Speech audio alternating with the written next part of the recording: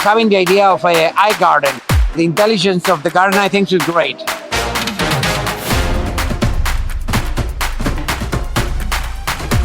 The outdoor living should be excellent and beautiful and enjoyable.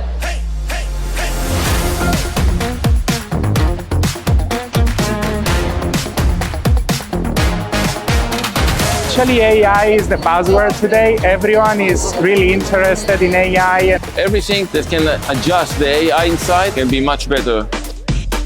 If you use the AI technology, you must growing, and this is the future.